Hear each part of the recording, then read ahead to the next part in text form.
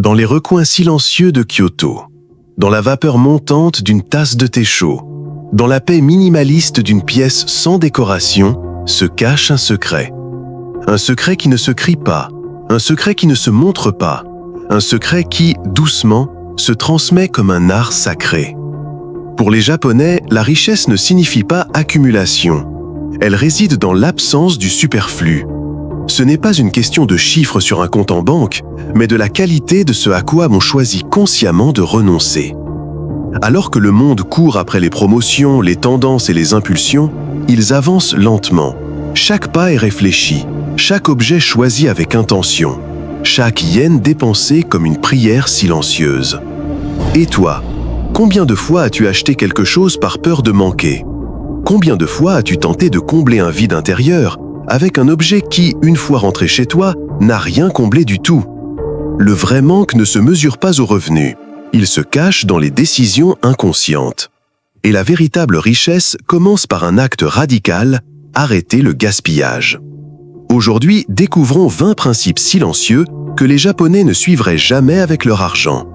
De petites décisions qui, l'une après l'autre, construisent un pont vers la liberté financière et émotionnelle. Dis-moi, as-tu déjà eu l'impression que ton argent s'était évaporé sans savoir où il était passé? Partage-les en commentaire. Ton histoire pourrait résonner dans l'âme de quelqu'un d'autre. Tape le mot « éveil » si tu es prêt à regarder l'argent avec un regard nouveau. Car ceci n'est pas une vidéo sur l'épargne, c'est un message pour l'âme. Et ce que tu découvriras ici peut transformer une vie. Ils ne dépensent jamais sans comprendre pourquoi. Avant d'ouvrir leur portefeuille, ils ouvrent un espace intérieur, une pause, une respiration lente et une question sacrée. Ce que je veux acheter, contribue-t-il vraiment à ma vie ou tente-t-il seulement de combler un vide que je refuse de regarder en face? Au Japon, dépenser n'est pas un automatisme, c'est un acte conscient. Chaque pièce a une raison d'être et chaque raison une racine émotionnelle.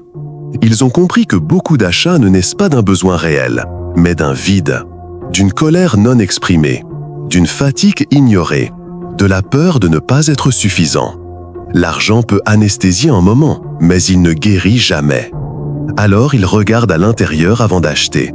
Et parfois, ce moment de réflexion vaut plus que tout ce que l'on pourrait acquérir. As-tu déjà acheté quelque chose juste pour apaiser une émotion? Écris-le ci-dessous. Tu n'es pas seul. Parfois, la guérison commence par le partage. Ils rejettent le luxe criard et embrassent l'élégance qui murmure. Au Japon, le luxe ne se mesure pas à l'éclat, mais à l'harmonie. Une maison vide mais chaleureuse, un vêtement sans logo mais plein d'âme, un service de vaisselle imparfait, hérité, portant des générations d'histoire. Là-bas, l'ostentation est vue comme une forme d'immaturité, car la vraie force n'a pas besoin de bruit. Elle n'a pas besoin d'être vue, elle a simplement besoin d'exister. L'élégance japonaise est un murmure, léger, subtil, intime. Une simple bougie allumée, pas un projecteur aveuglant. Et dans ce silence vit une beauté que le monde moderne a oublié de reconnaître. Écris silence en commentaire si toi aussi tu as découvert que la vraie élégance est celle qui apaise et non celle qui éblouit. Ils ne paient pas pour la commodité quand ils peuvent agir consciemment. La précipitation a un prix, et souvent, il est bien plus élevé qu'on ne le pense. Alors que de nombreux pays paient pour la rapidité, les Japonais honorent le processus. Ils choisissent la lenteur, l'artisanat, les gestes qui exigent de la présence. Commander de la nourriture rapide, prendre un taxi par habitude, acheter la première chose venue, tout cela coûte plus cher, car cela vient du pilote automatique. Mais quand tu t'arrêtes, que tu planifies, que tu fais ce que tu peux toi-même, tu découvres une autre forme d'abondance. Une abondance qui ne dépend pas de l'argent, mais de ta connexion à chaque geste. As-tu déjà dépensé 3 fois plus simplement parce que tu n'avais pas prévu? Écris-le en commentaire. L'admettre n'est pas un échec, c'est un éveil. Ils n'utilisent pas de carte de crédit sans déjà posséder l'argent. Le crédit est séduisant. Mais au Japon, on ne joue pas avec de l'argent qu'on n'a pas encore gagné. Là-bas, une carte de crédit n'est pas une porte ouverte, mais une promesse silencieuse. Et ils ne franchissent cette porte que lorsqu'ils ont déjà la clé en main. De l'argent présent, pas de promesses futures. Car ils ont compris, le crédit n'est pas une liberté. C'est une chaîne invisible qui petit à petit devient un fardeau. Acheter aujourd'hui ce qu'on ne peut pas se permettre, c'est le prix de la paix intérieure de demain. Et ils choisissent quelque chose de plus précieux que la possession. Une vie sans peur de la prochaine facture. Si toi aussi tu es en train de briser ces chaînes, écris liberté dans les commentaires. Car la vraie liberté, ce n'est pas dépenser sans limite, c'est choisir sans culpabilité. Ils n'achètent rien qu'ils n'utiliseraient pas au moins 30 fois. Dans un monde qui célèbre le neuf, le Japon honore ce qui dure. Avant d'acheter quelque chose, ils se posent une question simple, presque sacrée. Est-ce que je vais utiliser cela au moins 30 fois ? C'est une manière de mesurer non seulement l'utilité, mais aussi la dévotion. Car chaque objet porte une responsabilité invisible, celle de l'espace, de l'énergie et du soin. Un vêtement devrait t'accompagner, pas seulement te couvrir. Un meuble devrait prendre racine dans ta vie, pas simplement remplir un vide passager. Acheter sans réfléchir, c'est comme inviter un étranger chez soi. Mais choisir avec intention, c'est bâtir un vrai foyer. Combien d'objets possèdes-tu que tu n'as utilisé qu'une seule fois ? Écris-le ci-dessous. Parfois, le changement commence par la prise de conscience. 6. Ils ne paient pas pour de l'eau en bouteille s'ils peuvent honorer l'eau de chez eux. L'eau en bouteille n'est pas qu'une dépense, c'est une forme d'oubli. Oublier que l'essentiel coule déjà, silencieusement, depuis chez toi. Oublier que la pureté n'a pas toujours besoin d'étiquette. Au Japon, l'eau est honorée. Elle est bue avec gratitude, servie comme si l'on offrait la vie, et protégée comme un trésor. Car ils savent que chaque goutte du robinet est un privilège dont beaucoup ignorent même l'existence. Et l'enfermer dans du plastique ne pollue pas seulement la planète, mais aussi l'âme. Là-bas, prendre soin de l'essentiel est une forme de spiritualité vivante. Écris « J'honore l'eau » si tu as commencé à apprécier la simplicité et à la traiter comme elle le mérite. 7. Ils évitent les coûts invisibles, ceux qu'on ne remarque presque jamais. Ce ne sont pas les grandes dépenses qui t'épuisent le plus, ce sont celles que tu ne vois même pas. Une petite commission silencieuse, un abonnement oublié, un prélèvement automatique qui grignote ce que tu ne surveillais plus. Au Japon, on ne néglige pas ces détails, car ils savent que les petites choses s'additionnent. Ce qui paraît anodin devient avec le temps assourdissant, sur le compte et dans le cœur. Là-bas, consulter son relevé bancaire est un acte de pleine conscience. Une habitude pour respecter ses propres efforts, un aveu silencieux. Je veille sur ce que j'ai, car je sais ce que cela m'a coûté. Et cet éveil est un signe de maturité financière et aussi émotionnelle. Écris « Je me suis réveillé » si tu as commencé à voir ce qui autrefois te vidait sans bruit. 9. Ils n'achètent rien sans comparer au moins 3 options. Acheter ne veut pas dire simplement posséder, cela signifie choisir. Et bien choisir, c'est une manière d'honorer l'argent pour lequel tu as tant travaillé. Au Japon, on n'achète jamais sur un coup de tête. On étudie, on compare, on pèse. Car chaque billet est du temps de vie, des heures que tu ne récupéreras jamais. Et les gaspiller dans la précipitation, c'est trahir cette précieuse durée. Comparer les options n'est pas un signe d'indécision, c'est un acte de sagesse. Un message silencieux adressé à la vie. J'apprécie ce que j'ai et je ne me précipiterai pas. Là-bas, même les choses les plus simples sont choisies avec soin, car ils n'achètent pas des objets, ils cultivent des décisions. As-tu déjà regretté un achat impulsif ? Raconte-le ci-dessous. Ton expérience pourrait aider quelqu'un à choisir avec plus de paix. 9. Ils réparent avant de remplacer. Dans une société où l'on jette ce qui est cassé, le Japon choisit la pose et la réparation. Une chemise déchirée n'est pas un déchet, c'est une histoire qui demande encore à être racontée.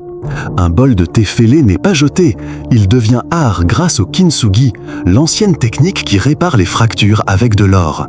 Un murmure sacré. Cassé ne signifie pas inutile, cela signifie vécu. Là-bas, les cicatrices ne sont pas cachées, elles sont honorées. Car dans chaque fissure vit un souvenir, la dignité de ce qui perdure et la beauté de la transformation. Et cela vaut aussi pour nous. Et si nous arrêtions de cacher nos fêlures et commencions à les voir comme faisant partie de notre dessein ?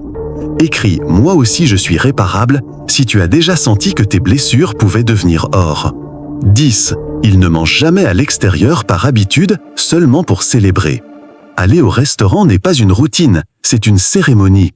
Au Japon, manger à l'extérieur est un acte particulier, un moment de célébration, pas une excuse pour éviter de cuisiner, mais un cadeau réservé à ce qui compte vraiment. Car cuisiner chez soi, ce n'est pas juste préparer à manger, c'est être présent, choisir ses ingrédients avec attention, mouvoir ses mains avec intention, et ne pas simplement servir un plat, mais offrir de l'énergie. Là-bas, la cuisine n'est pas juste une pièce, c'est un temple quotidien. Et chaque repas préparé à la maison est une offrande silencieuse à la vie simple et authentique. As-tu déjà ressenti en cuisinant que tu revenais à toi-même? Partage ton histoire ci-dessous. Peut-être inspireras-tu quelqu'un à retrouver le feu sacré de son propre foyer. Mais un souvenir vivant peut nourrir l'âme pendant des décennies. Les Japonais ne collectionnent pas pour le simple plaisir d'amasser. Ils ne décorent pas leur maison avec des centaines de souvenirs. Ils préfèrent garder une pierre ramassée lors d'une promenade avec leur enfant, une simple photo d'un jour de pluie, le souvenir d'une conversation sous un cerisier en fleurs. Car ils ont compris ceci. L'essentiel n'a pas besoin d'espace. Et ce qui demeure vraiment ne se conserve pas dans des boîtes, mais dans le cœur. Les objets peuvent se briser ou se perdre, mais les moments authentiques nous transforment pour toujours. Écris « Je choisis la vie » si toi aussi tu as privilégié les expériences aux choses et senti que c'était ta meilleure décision. 12. Ils ne décorent pas pour impressionner, ils décorent pour ressentir la paix. Au Japon, une maison n'est pas une scène, c'est un temple. Un lieu qui n'a pas besoin d'applaudissements ni de visiteurs qui disent « comme c'est beau ici ». Elle doit simplement résonner avec toi, respirer avec toi, t'enlacer en silence. Là-bas, chaque objet a une signification. Chaque pièce laisse de l'espace. Il n'y a pas de surplus, car rien n'est à prouver. La décoration n'a rien à voir avec l'esthétique, mais tout à voir avec l'énergie. Et lorsqu'un foyer est conçu pour apporter le calme, il devient un véritable refuge. Un lieu où tu peux être toi-même, sans masque, sans peur, sans illusion. Si ton chez-toi reflète ta paix intérieure, partage-le en commentaire. Ta sérénité pourrait en inspirer d'autres. 13. Ils ne suivent pas les tendances, ils suivent des principes. Les tendances sont comme des feux d'artifice. Elles brillent un instant, puis disparaissent dans la fumée. Au Japon, on ne choisit pas un vêtement pour ce qu'il clame haut et fort, mais pour ce qu'il endure en silence. Là-bas, un vêtement n'est pas une déclaration, c'est une extension de l'âme. Couleur neutre, coupe simple, texture qui respire le calme. Chaque pièce est un choix conscient, un investissement émotionnel, une promesse tournée vers l'avenir. Car celui qui choisit selon des principes ne porte pas un masque, mais une maison. Tandis que le monde change à chaque saison, ils choisissent ce qui peut rester avec eux pendant des années. Et cette fidélité silencieuse est une forme d'amour de soi. Commente minimalisme si toi aussi tu as laissé derrière toi le superficiel et commencé à te vêtir depuis l'intérieur. 14. Ils ne se laissent pas diriger par le marketing.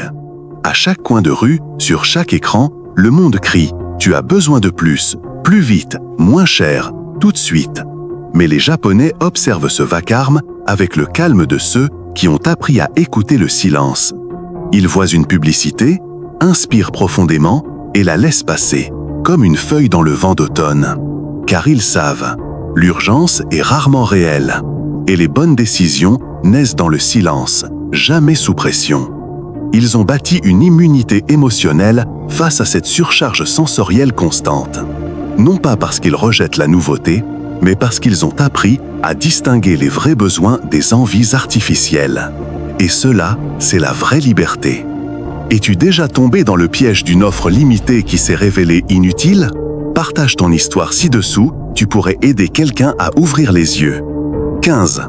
Ils ne voient pas l'épargne comme un sacrifice, mais comme une liberté future. Dans de nombreuses cultures, épargner ressemble à un manque. Comme si mettre de l'argent de côté signifiait se restreindre, se priver, renoncer. Mais au Japon, l'épargne porte un autre nom, la liberté. Là-bas, chaque pièce mise de côté n'est pas une perte, mais une graine. Une promesse plantée dans le présent pour récolter la paix demain.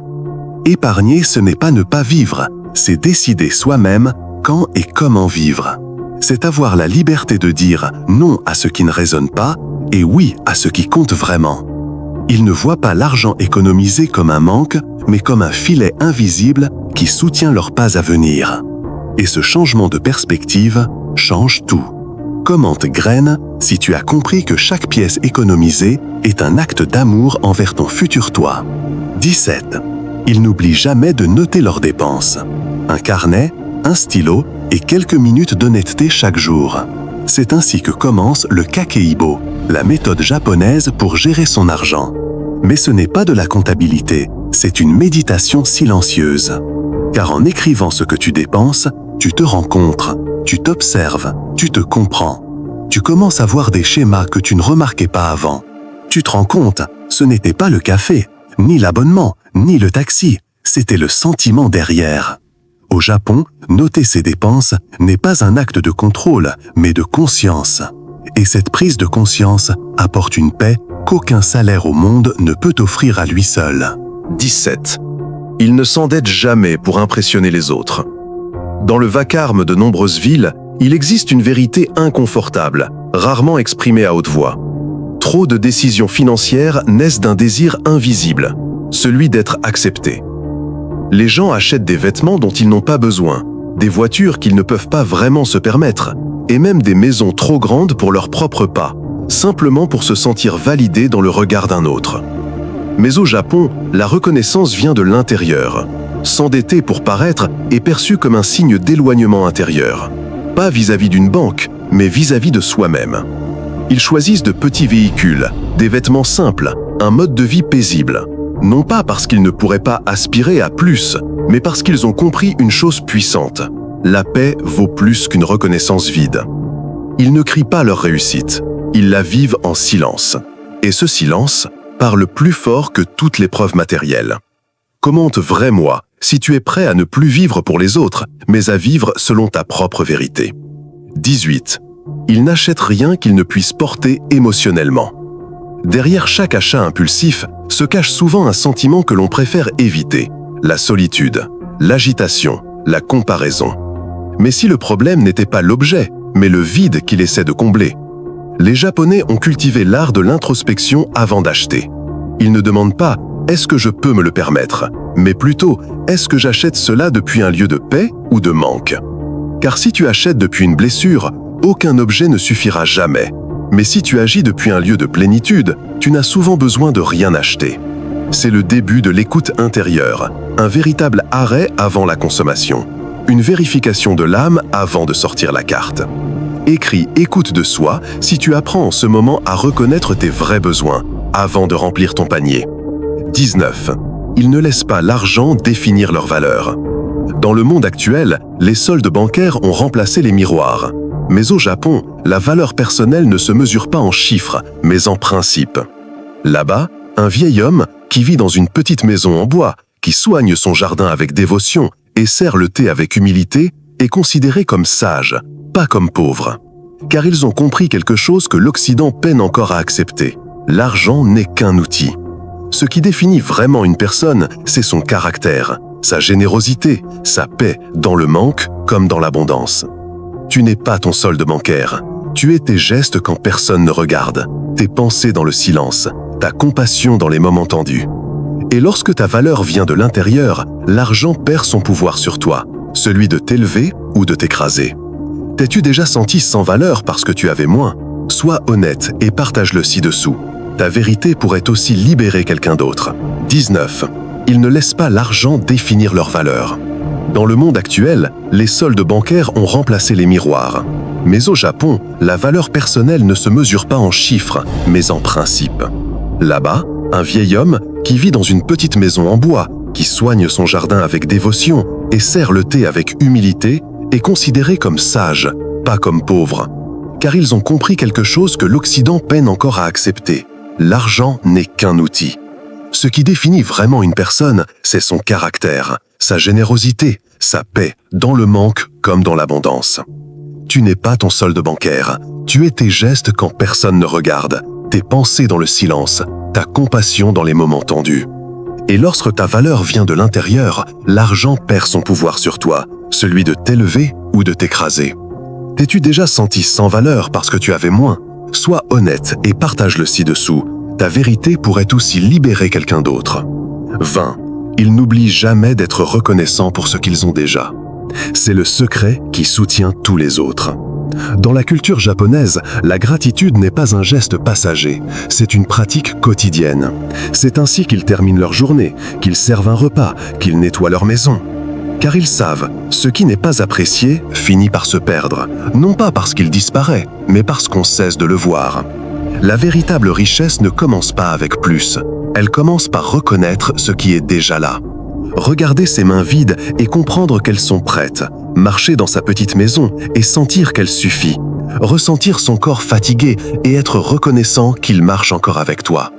Lorsque tu donnes de la gratitude, le désir se transforme. Tu ne cherches plus à remplir un vide, tu commences à partager depuis l'abondance. C'est l'acte le plus silencieux, le plus invisible et pourtant le plus révolutionnaire de tous. Commente merci si toi aussi tu as choisi de commencer par la gratitude, car c'est le premier pas vers une véritable abondance. Sur ce chemin, tu as vu quelque chose que la plupart évitent toute leur vie. L'argent n'est pas l'ennemi, c'est un miroir. Il reflète tes émotions, tes blessures, tes croyances, mais aussi ton éveil. Aujourd'hui, tu as compris, la prospérité n'est pas une destination, c'est une manière de marcher, une manière de penser, une manière de choisir. Et surtout, une manière de lâcher prise. Lâcher ce dont tu n'as pas besoin, ce que tu n'es pas, ce qui t'empêche de respirer en paix. Car parfois, l'acte le plus puissant n'est pas d'acheter quelque chose de nouveau, mais de libérer ce qui ne t'a jamais appartenu. Si cela a résonné avec toi, alors tu es prêt pour ce qu'il vient après. Abonne-toi et accompagne-moi sur ce chemin vers une vie plus consciente, plus riche et plus libre.